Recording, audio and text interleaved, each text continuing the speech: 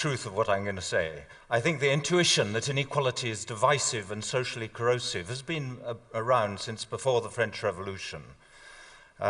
What's changed is we now can look at the evidence, we can compare societies, more and less equal societies, and see what inequality does. I'm going to take you through that data and then explain why the links that I think I'm going to be showing you exist. But first, see what a miserable lot we are. I want to start, though, with a paradox. This shows you life expectancy against gross national income, how rich countries are on average. And you see the countries on the right, like Norway and the USA, are twice as rich as Israel, Greece, Portugal on the left. And it makes no difference to their life expectancy at all. There's no suggestion of a relationship there. But if we look within our societies, there are extraordinary social gradients in health, running right across society. This again is life expectancy. These are small areas of England and Wales, the poorest on the right, the richest on the left. Not a difference between the poor and the rest of us. Even the people just below the top have less good health than the people at the top. So income means something very important within our societies and nothing between them. The explanation of that paradox is that within our societies we're looking at relative income or social position, social status, where we are in relation to each other and the size of the gaps between us. And as soon as you've got that idea, you should immediately wonder, what happens if we widen the differences or compress them, make the income differences bigger or smaller? And that's what I'm going to show you. I'm not using any hypothetical data. I'm taking data from the UN, it's the same as the World Bank has, on the scale of income differences in these rich developed market democracies. The measure we've used, just because it's easy to understand and you can download it, is how much richer the top 20% than the bottom 20% in each country. And you see in the more equal countries, on the left, Japan, Finland, Norway, Sweden, the top 20% are about 3.5, 4 times as rich as the bottom 20%. But at the more unequal end, UK, Portugal, USA, Singapore, the differences are twice as big. On that measure, we are twice as unequal as some of the other successful market democracies. Now I'm going to show you what that does to our societies. We collected data on problems with social gradients, the kind of problems that are more common at the bottom of the social ladder. Internationally comparable data on life expectancy, on kids' maths and literacy scores, on infant mortality rates, homicide rates, proportion of the population in prison, teenage birth rates, levels of trust, obesity, mental illness, which in the standard diagnostic classification includes drug and alcohol addiction, and social mobility. We put them here all in one index.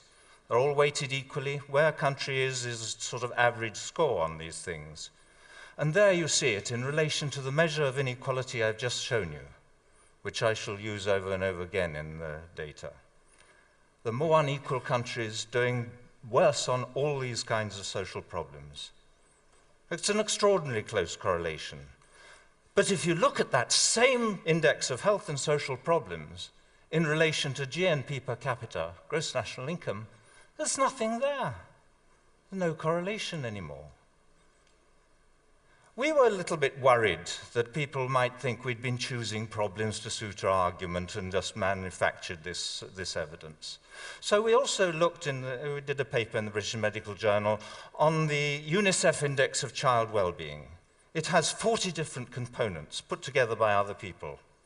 It contains whether kids can talk to their parents, whether they have books at home, what immunization rates are like, whether there's bullying at school. Everything goes into it. Here it is in relation to that same measure of inequality. Kids doing worse in the more unequal societies, highly significant relationship. But once again, if you look at that measure of child well-being in relation to national income per person, there's no relationship, no suggestion of a relationship. What all the data I've shown you so far says is the same thing. The average well-being of our societies is not dependent any longer on national income and economic growth. That's very important in poorer countries, but not in the rich developed world. But the differences between us and where we are in relation to each other now matter very much. I'm going to show you some of the separate bits of our index. Here, for instance, is trust. It's simply the proportion of the population who agree most people can be trusted. It comes from the World Values Survey. You see at the more unequal end, it's about 15% of the population who feel they can trust others. But in the more equal societies, it rises to 60 or 65%. And if you look at measures of involvement in community life or social capital, very similar relationships, closely related to inequality. I may say we did all this work twice. We did it first on these rich developed countries, and then as a separate test bed, we repeated it all on the 50 American states, asking just the same question: do the more unequal states do worse on all these kinds of measures? So here is trust from the General Social Survey of the federal government related to inequality. Very similar scatter over a similar range of levels of trust. Same thing is going on. Basically, we found that almost anything that's related to trust internationally is related to trust amongst the 50 states in that separate test bed. We're not just talking about a fluke. This is mental illness. WHO put together figures using the same diagnostic interviews on random samples of the population to allow us to compare rates of mental illness in each society. This is the percent of the population with any mental illness in the preceding year. And it goes from about 8% up to 3 times that. Whole societies with 3 times the level of mental illness of others. And again, closely related to inequality. This is violence. These red dots are American states and the blue triangles are Canadian provinces. But look at the scale of the differences. It goes from 15 homicides per million up to 150. This is the proportion of the population in prison. There's about a 10-fold difference there, log scale up the side, but it goes from about 40 to 400 people in prison. That relationship is not mainly driven by more crime. In some places that's part of it. But most of it is about more punitive sentencing, harsher sentencing. And the more unequal societies are more likely also to retain the death penalty. Here we have children dropping out of high school. Again, quite big differences, extraordinarily damaging if you're talking about using the talents of the population. This is social mobility. It's actually a measure of mobility based on income. Basically, it's asking, do rich fathers have rich sons and poor fathers have poor sons? Or is there no relationship between the two? And at the more unequal end, father's income is much more important.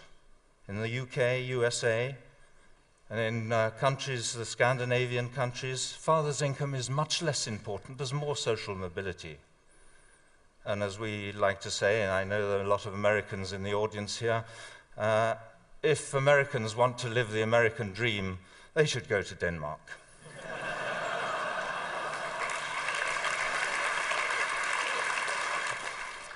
I've shown you just a few things in italics here. I could have shown you a number of other problems. They're all problems that tend to be more common at the bottom of the social gradient. But there are endless problems with social gradients that are worse in more unequal countries. Not just a little bit worse, but anything from twice as common to 10 times as common. Think of the expense, the human cost of that.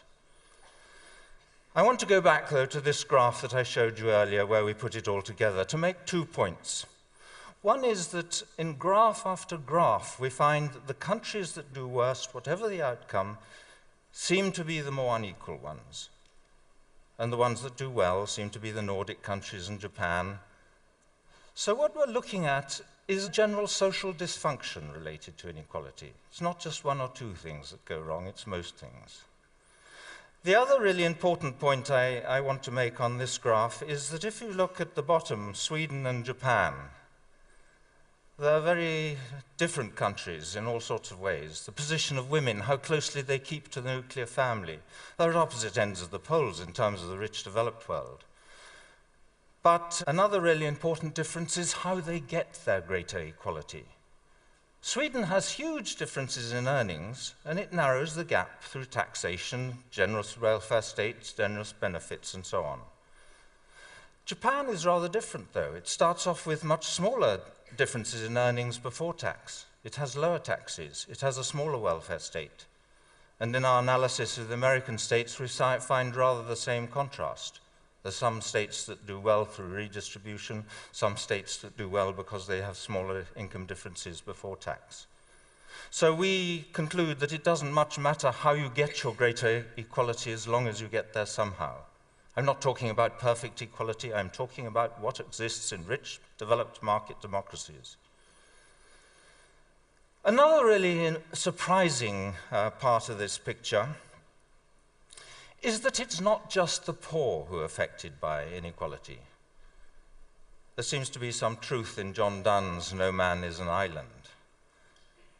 In a number of studies, it's possible to compare how people do in more and less equal countries at each level in the social hierarchy. This is just one example. It's infant mortality. Some Swedes very kindly classified a lot of their infant deaths according to the British Registrar General's socioeconomic classification. And so it's anachronistically a classification by father's occupation, so single parents go on their own. But then the low, where it says low social class, that's unskilled manual occupations. It goes through towards the skilled manual occupations in the middle, then the junior non-manual, going up the high to the professional occupations, doctors, lawyers, directors of larger companies. You see there that Sweden does better than Britain all the way across the social hierarchy. The biggest difference is at the bottom of society, but even at the top, there seems to be a small benefit to being in a more equal society. We show that on about 5 different sets of data covering educational outcomes and health in the United States and internationally. And that seems to be the general picture, that greater equality makes most difference at the bottom, but has some benefit even at the top. But I should say a few words about what's going on. I think I'm looking and talking about the psychosocial effects of inequality, more to do with feelings of superiority and inferiority, of being valued and devalued, respected and disrespected. And of course, those feelings of the status competition that comes out of that drives the consumerism in our society. It also leads to status insecurity. We worry more about how we're judged and seen by others, whether we're regarded as attractive, clever, all that kind of thing. The social evaluative judgments increase, the fear of those social evaluative judgments. Interestingly, some parallel work going on in social psychology. Some people reviewed 208 different studies in which volunteers had been invited into a psychological laboratory and had their stress hormones, their responses to doing stressful tasks measured. And in the review, what they were interested in seeing is what kind of stressors most reliably raise levels of cortisol, the central stress hormone. And the conclusion was it was tasks that included social evaluative threats to self-esteem or social status in which others can negatively judge your performance. Those kind of stressors have a very particular effect on the physiology of stress. Now, we have been criticized. Of course, there are people who dislike this stuff and people who find it very surprising. I should tell you, though, that when people criticize us for picking and choosing data, we never pick and choose data. We have an absolute rule that if our data source has data for one of the countries we're looking at, it goes into the analysis.